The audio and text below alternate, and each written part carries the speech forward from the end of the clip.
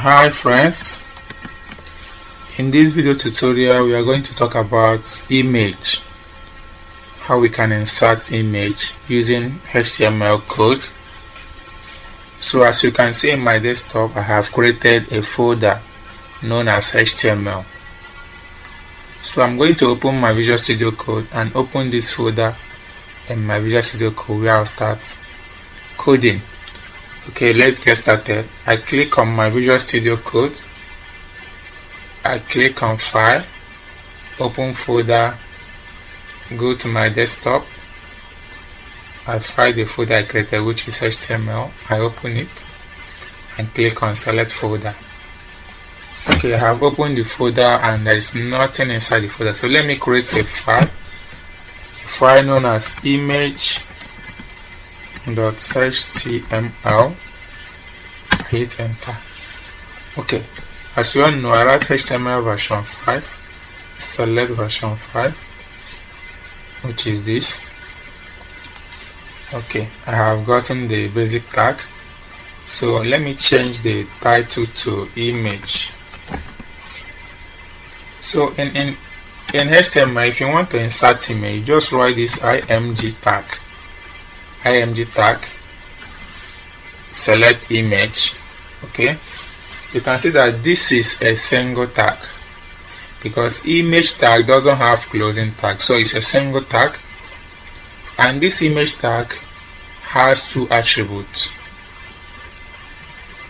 The first attribute is known as source. This attribute is where you now link your image. This is where you write where your image is being located in your application, whereby this alternate carries a text where you write something that will display if this image is not available. Let me repeat. Image tag is a single tag that has two attributes, mandatory two attributes. The first attribute is source, where you write the link where your image is located, whereby the second attribute is known as the alternative, and this attribute carries a text that will show if this image is not available. Okay, let me first of all start with this attribute. Let me put first image. Let me say first image is the alternative. I will run this code. You will notice that this will show because there is no image available. And another benefit of alternate image is if you are using a device that is making use of screen reader, when the reader reach here, it will pronounce what is in the alternative, so that for those who are not seeing will know what this image is all about. So that's why when you are writing a value for this alternative, write something that defines what should be in the image. Okay, let me say that this alternative, let me write it first image. Okay, so that assuming a blind person is making use of website and is using a screen reader, the screen reader will read this to explain what this image is all about. And when this image is not available, this shows. Okay, let me run this code. Let's see. Open in File Explorer, double click. You see I have first image because this image is not available. If I link image, you will notice that this first image will disappear. So this only shows when this image is not available. Okay, without wasting our time, let me just insert an image. First of all, I'll have to copy an image. Let me go to my folder. This is where I have images on my system. I want to insert this image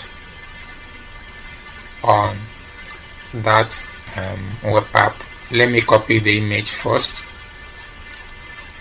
Come back to my Visual Code Studio. Come to this place, right click on it. Okay.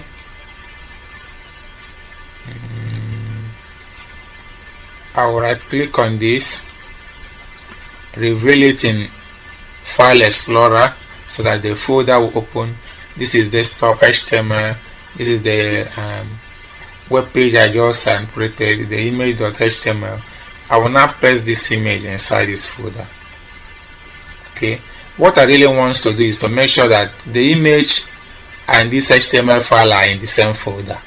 So anyway you can do it, you go ahead and do it. Now I have to rename this image so that it will be easier for me to remember. Let me rename it to A. So you see I have a.jpg. Okay, for me to link this image, I will now come to this source and write the name of that image, which is a.jpg. Okay, that's all. I save. If I run my code again, you see the image is showing, and that alternative is no longer showing because image is available. But let me make a mistake. Let me write maybe a11.jpg. I know that my image is A, but here I'm writing a11. This image is not available, so this will show, the alternative will show. Let me run the code again. You see the alternative is showing because the image is not available. So let me write a.jpg. Okay, now you notice that this image is very big. I can use the code to resize it. There's another attribute, an image attribute known as width. Okay, width is where you write the width of what you want the image to be. And we equally have another attribute known as height. One thing about this attribute is that if I write the width, it will automatically affect the height. Something of this nature. Assuming I write that the width should be from here to here, web will kind of minimize this thing like this, draw this thing like this, so that as it is affecting the width, it will be equally be shortening the height, unless you specify what the height should be and what the width should be. The same thing applies to height. If you try to reduce the height, it will also reduce the width, unless you specify what will be the height and what will be the width. Okay, let me say that width here is 250 ps. If I run this code, see that automatically the width has reduced and also the height. This is how it works, because I did not write anything for the height, so height will be automatically adjusted in line with what I have adjusted with the width.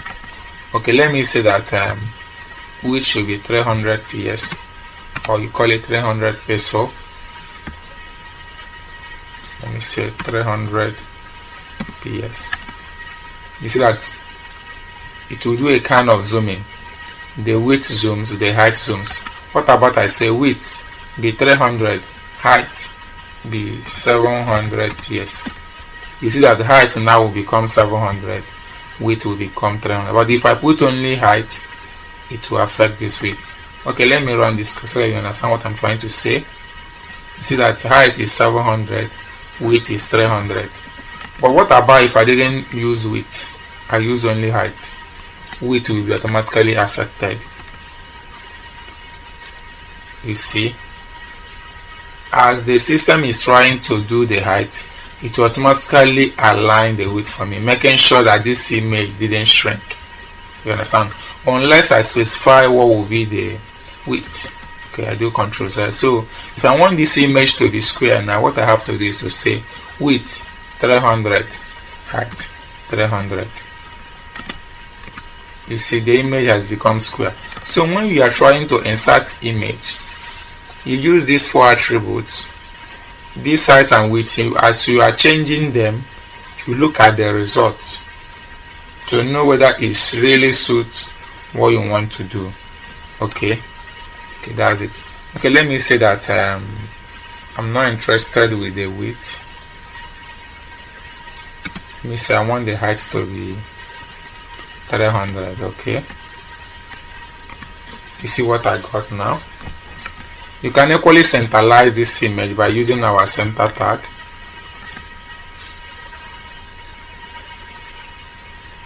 You can say center, cover it. I cut this, the closing tag, put it here. Okay, can right click and say format document for me. You see center, and this image is inside the center. When I run this code, you see that the image will be at the center. Okay, I can equally put a kind of header 1, put a kind of let me call it header 3, and says image. You know that everything will be at the center. We have the header 3 and the image. Okay, this is how we insert image in our web. I can copy this. If I paste it again, the web page or the HTML will insert this image again. I'll have this image 2 times here, as you can see. If I want this, the second one, to be down here, I have to break line here, something like this. Break line. Okay, you see it. I can do something like this. I can duplicate this like this. See, I have the image showing. I break line and display 2 images without breaking line. So it simply means that we are going to have the first image. There will be a break line. Then we have the second image, and the third image will be beside it because we didn't break line here. Look at the results so far. Let me refresh. You see what we have. Okay, I think that's all for the image. If there are things confusing here, please watch the video over and over again. If you have any other question, feel free to reach me. Thank you so much.